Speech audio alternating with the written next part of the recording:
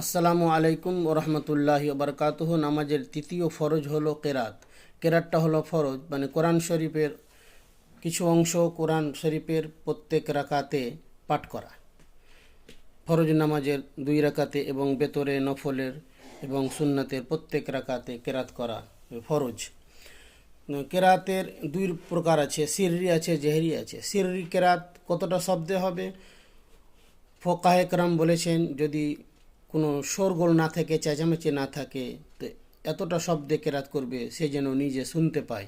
যদি নিজে শুনতে না পায় তাহলে তার কেরাত করা ওটা গণ্য হবে না।